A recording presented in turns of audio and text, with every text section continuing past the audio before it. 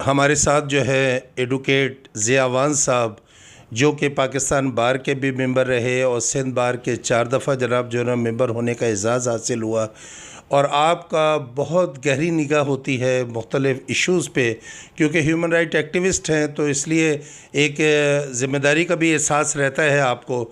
और गाए बगाए जो है ज़ियावान साहब से हम रहनुमाई के तौर पे इनको हम जो भी व्यू होते हैं उससे ज़िया भाई का ओपिनियन लेते हैं, ताकि हमारे जो फेसबुक के जो है व्यूवर जो हैं उनको जो है कम से कम हम एक अवेयरनेस के तौर पे जो है ज़िया भाई का मैसेज जो है हम उन तक जो है ना पहुँचाएँ। तो ज़िया भाई अस्सलाम वालेकुम। आपने माशाल्लाह टाइम दिया, और आपकी बड़ी जनाब हमसे एक बड़ी मोहब्बत भी है, हमें एक मान भी रहता है। और जब भी हम आपसे टाइम की रिक्वेस्ट करते हैं तो आप फ़ौरन हमें जो है ना वो गुंजाइश निकालते हैं और हमें मौका देते हैं। ज़िया भाई, मैं आपसे ये पूछना चाहता हूँ कि जो मौजूदा हालात में हम अपनी जुडिशरी के सिलसिले को देख रहे हैं, पहले मैं जुडिशरी के हवाले से आपसे बात करना चाह रहा हूँ। जुडिशरी के सिलसिले को जो देख रहे हैं तो इंटरनेशनली तौर पे जो है वो एक अजीब सी हमारे मुल्क का इम्प्रेशन जो है ना वो डेवलप हो रहा है। और इसके अलावा जनाब जो है ना जुडिशरी एक सुप्रीम जनाब जो है ना मसद हमारा एक सुतून है। और हम जो इसकी एक स्टेप्स हैं या इनके अंदर जो डिवाइडिंग है या आपस में अंडरस्टैंडिंग का फुकदान है, तो इसको आप किस तरह से देखते हो? और बीइंग अ लॉयर और एक सीनियर लॉयर आप हमारे हैं, तो आप इसको किस तरह से देखते हैं? क्या दुख का एहसास आपको होता है और क्या सजेशन आप देना चाहेंगे? जी ज़िया भाई। खालिद साहब, थैंक यू वेरी मच बात करने का। और आपको मैं इस बात पे अप्रिशिएट करता हूँ कि being a lawyer legal community को जिस तरह आप वाइब्रेंट रखते हैं और इन्फॉर्मेशन उनको पहुँचा रहे होते हैं, ये बहुत बड़ा रोल है जो आप प्ले कर रहे हैं। अल्लाह ताला आपको हिम्मत दे। जहाँ तक रहा कि हमारी इस वक्त जुडिशरी में जो अपीवल्स आए हुए हैं, जो हालात बने हुए हैं, जो मैं समझता हूँ कि हर शहरी पाकिस्तान का और ख़ास तौर पे लीगल फ्रेटर्निटी बहुत ज़्यादा परेशान है कि हम कहाँ पर आ गए हैं, कौन सी नहज पे आ गए हैं। और इसके बहुत सारे रीज़न्स हैं। ज़ाहिर है कि उसमें मुख्तलिफ़ लोग आपको मुख्तलिफ़ बातें बताएंगे, उसके रुख बताएंगे। लेकिन ये बात तो सही है कि जुडिशरी जो है वो एक हमारी जो 4 पिलर्स होते हैं उनमें से एक स्ट्रॉन्ग पिलर है।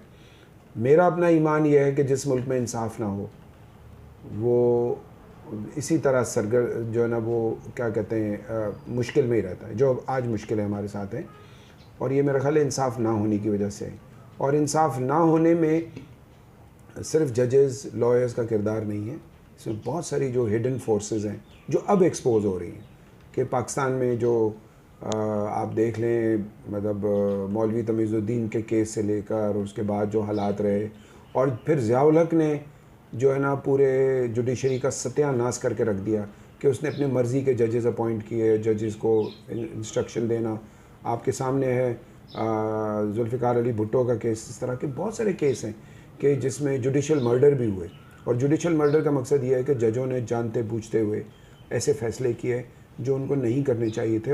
उनकी वो जो उनका जो वक़ार था, जो उनकी पोजीशन थी, उसमें उनको ऐसा नहीं करना चाहिए था। वो छोड़ देते जॉब, लेकिन वो जॉब की खातिर वहाँ रुक के और जिस तरह के फ़ैसले किए जिसकी वजह से आज हम यहाँ पे पहुँचे हुए हैं। और अब वक्त के साथ साथ जो जजेस के अपॉइंटमेंट के तरीके और जो चीज़ें आई हैं, उससे अब हमें लगता है कि ये ग्रुपिंग आपको जो नज़र आती है, पॉलिटिकल डिवाइड जो नज़र आता है बिटवीन जुडिशरी और बार में, तो ये एक बहुत ही सीरियस सिचुएशन है कि पाकिस्तान की जुडिशरी ऐसी नहीं थी। पाकिस्तान में बहुत बड़े बड़े जज भी रहे, पाकिस्तान में फ़खरुद्दीन इब्राहिम रहे, पाकिस्तान में दोराब पटेल रहे, जो ठोकर मार के आ गए सुप्रीम कोर्ट की जजी को।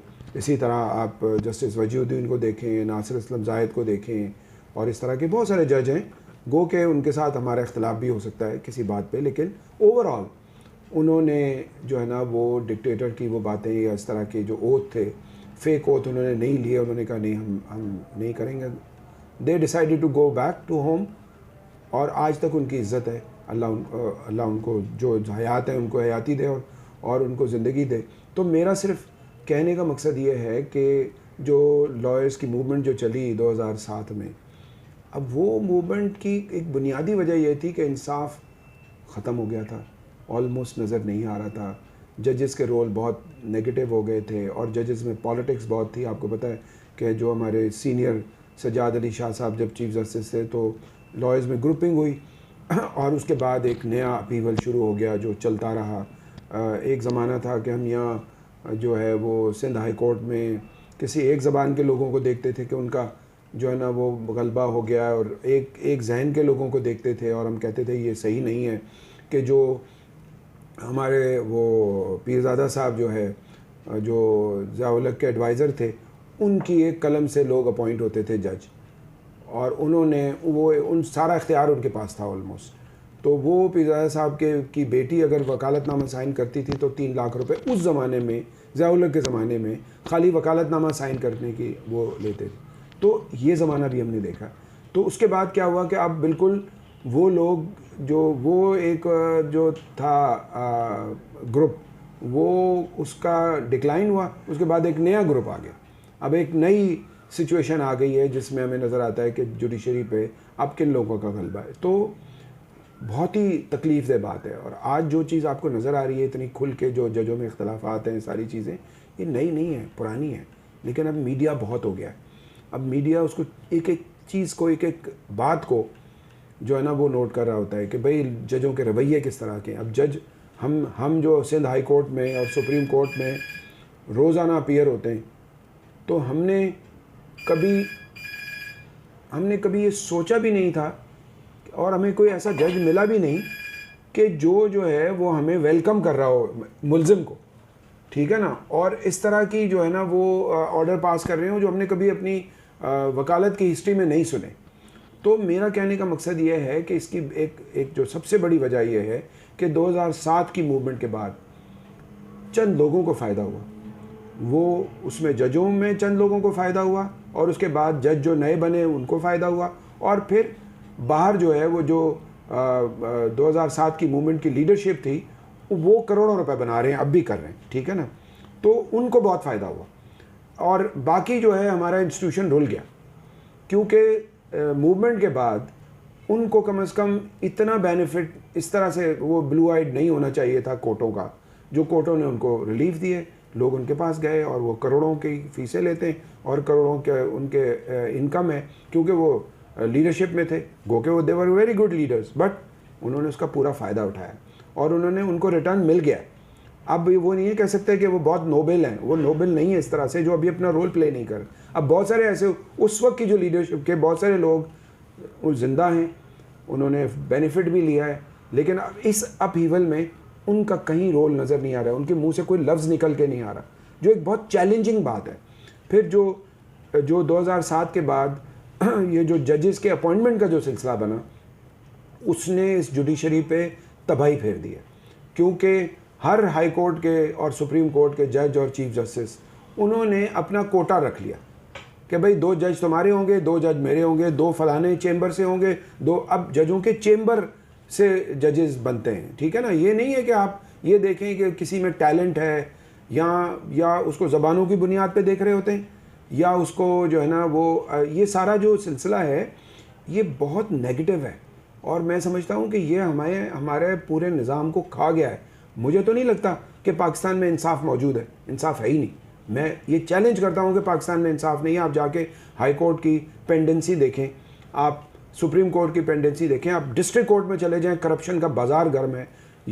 जो आप प्रिंसिपल सीट है सिंध हाई कोर्ट की, जहाँ पे चीफ जस्टिस और पता नहीं कितने जज बैठे हुए, आप नीचे चले जाएं, एक फाइल पैसे के बगैर नहीं हिलती है, ठीक है ना। और मशहूर है हर चीज़, क्या चाहे बेलिफ हो, चाहे क्लर्क हो, चाहे कोई भी हो, हर बंदा जो है ना वो आपको रिश्वत के बगैर नहीं चल रहा। तो आप कौन से इंसाफ की बात करें।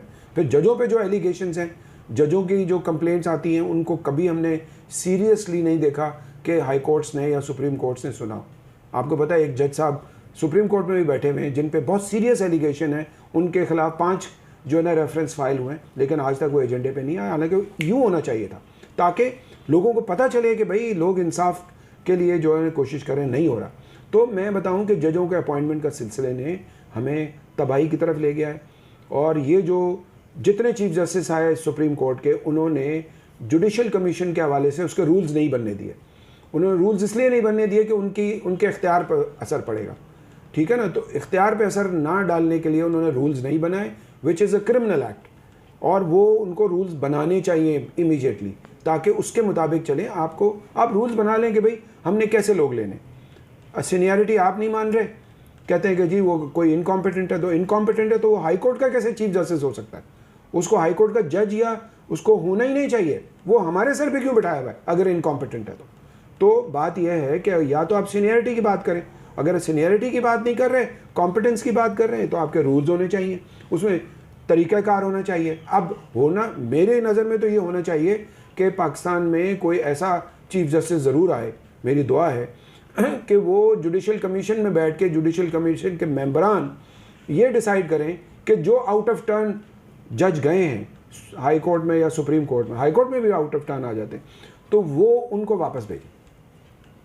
जब आप जो लोगों की सर्विसेज के हवाले से जब केस होते हैं तो आपको पता होगा कितने केस हैं ऐसे कि जिसमें जो ब्यूरोक्रेसी की तरक्की हो गई, या आपको पुलिस का पता है एसएसपीज, एसपीज, डीआईजी, उनके शोल्डर प्रमोशन हुए थे, तो सुप्रीम कोर्ट ने डिसाइड किया कि शोल्डर प्रमोशन सही नहीं है, वो अपनी जॉब पे जाए, उनको रिटर्न किया। तो इसी तरह उन सारे जजेस को रिटर्न होना चाहिए जो आउट ऑफ टर्न गए, और उनको वहाँ नहीं होना चाहिए, क्योंकि आप बाकी जजों को डीमोरलाइज कर रहे हैं, आप पूरी जुडिशरी को तबाह कर रहे हैं। आप तो ये समझते हैं कि भाई फलाना कॉम्पिटेंट है तो मेरी मर्जी में लेकर जाऊँ, मेरा चेंबर का बंदा है या मेरा जानने वाला है वो बहुत कॉम्पिटेंट है। You can't decide unless you have a rules, और रूल्स आपके पास नहीं है। ये तो मैं जुडिशरी के हवाले से बात कर रहा हूँ कि हमारे मुल्क में इंसाफ नाम की चीज़ नज़र नहीं आ रही, उसमें मेजॉरिटी जजेस शामिल हैं। ज़िया भाई, मैं आपसे ये पूछना चाहूँगा कि जुडिशरी के अंदर बोर्डनेस को आप कैसा देखते हैं? क्या ये कहते हैं कि एक नॉर्मल केस हो तो उसके अंदर तो ठीक है, इनकी तरफ से फ़ैसले आ जाते हैं, लेकिन अगर मद्दे मुकाबिल कोई इस प्रोफाइल का बंदा है तो आप क्या समझते हैं कि इनके अंदर इतनी करेज है, इतनी बोल्डनेस है कि ये जनाब जो है ना मसले मेरिट के ऊपर फ़ैसला कर सके? इनकी आप जो कैपेबिलिटी है या इनकी जनाब जो है ना जो एक क्वालिटी होती है, क्या उसके अंदर आपको कुछ बोल्डनेस का असरात नज़र आते हैं? देखें, बेसिकली जो मैं बात आपसे कर रहा था, आपने बहुत अच्छा नुक्ता उठाया कि मेरिट। अब जज खुद अगर मेरिट पे नहीं अपॉइंट हुआ, वो जिस तरह से सिफारिश पे हुआ, या इस्टेब्लिशमेंट ने कहा, या ब्यूरोक्रेसी ने कहा, या चीफ जस्टिस ने असर डाला, तो जुडिशरी को तबाह करने में सिर्फ जजों का हाथ नहीं है, इस्टेब्लिशमेंट का बहुत ज़्यादा हाथ है। वो किसी न किसी तरह उनको वीक पॉइंट उनके निकाल लेते हैं और उनको ब्लैकमेल करते हैं, या फिर उनको लालच देते हैं आगे बढ़ने का, जिसकी वजह से यहाँ पे सारे मामलात गड़बड़ हो रहे हैं। और जुडिशरी में बहुत सारे लोग जो है डर के मारे बाउ डाउन कर जाते हैं, मेजॉरिटी तो कर जाते हैं, उनमें वो सख्त नहीं होती उस तरह की। हालांकि एक ज़माने में हम ये सोचा करते थे कि जजों की तनख्वाहें कम हैं तो इस वजह से ये सारा कुछ करते हैं। तो नासिर असलम जाहिद साहब जब चीफ जस्टिस थे, उन्होंने सेशन जजेस और सिविल जजेस और मैजिस्ट्रेट की तनख्वाहें बहुत बढ़ा दी, उनको टेलीफोन दिए, उनको गाड़ियाँ दी और उनकी तनख्वाहें बढ़ाई। हम समझे अब इंसाफ तेज़ हो जाएगा। हमें ये पता चला, जो मेरा एक्सपीरियंस है, कि वो सहूलतें लेने के बाद करप्शन और डबल हो गया।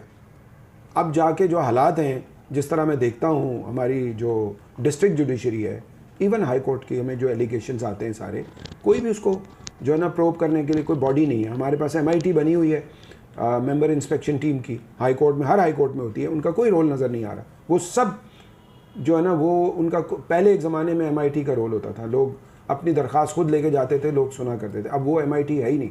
जिन जजों के ख़िलाफ़ एलिगेशन मौजूद हैं डिस्ट्रिक्ट जुडिशरी के, उसके ख़िलाफ़ कोई फ़ैसले हमने नहीं देखे कि फौरी तौर पे आ रहे हों। इसी तरह हाई कोर्ट के जजेस के ख़िलाफ़ जो कंप्लेन जाती हैं, उसको भी हमने नहीं सुना कि वो मर्ज़ी पे होता है कि चीफ जस्टिस का कौन चाहने वाला है और किसका कौन रिश्तेदार है, बस वो देखा जाता है। तो मैं आपको बताऊँ कि मेरिट के ही ना होने की वजह से पाकिस्तान आज ऐसे उसमें पहुंच गया है, जो आज से 30 साल 40 साल पहले मैं देखता हूं तो पाकिस्तान वाज लाइक डेवलप हो रहा था।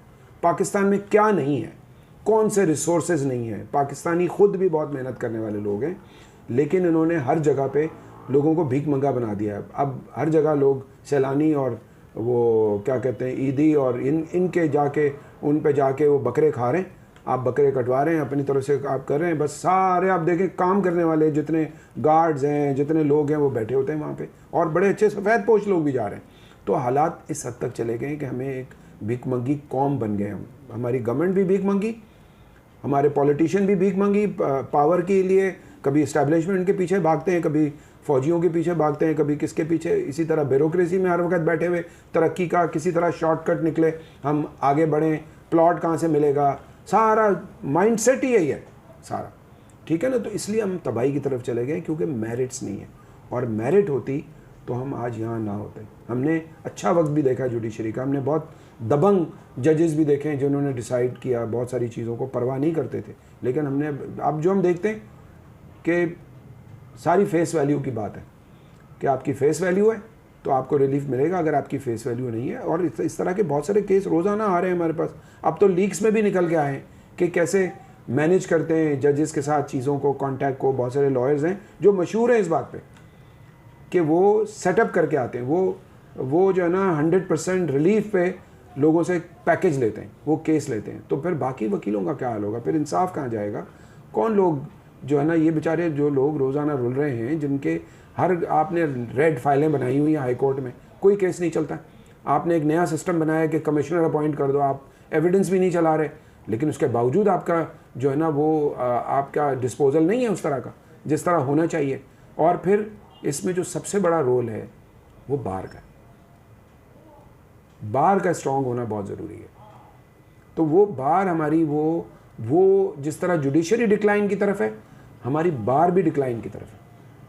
इससे बहुत सारे दोस्त मेरे हो सकता है मुझसे नाराज़ हों, लेकिन बार अब वो वाली बार नहीं रही है। अब तो पॉलिटिकल पार्टी के लोग जो हैं या उनके एजेंडा पे जो है ना बार पॉलिटिक्स करती है, चाहे इधर हो या उधर हो, चाहे अपोजिशन हो या गवर्नमेंट हो। कोई पीटीआई का बना हुआ होगा, कोई फौजियों का वकील बन जाता है, उसका ब्रीफ होल्ड कर रहा होता है, कोई जो है ग्रुप जो है ना वो जो है ना बाकी पॉलिटिकल पार्टियों के नज़रियात को लेके चल रहा होता है, उनके वेस्टेड इंटरेस्ट को जो है ना सर्व कर रहे होते हैं। तो bar council, Pakistan bar council, supreme court bar, high court bars या डिस्ट्रिक्ट बार्स, ये बहुत डिक्लाइन की तरफ है।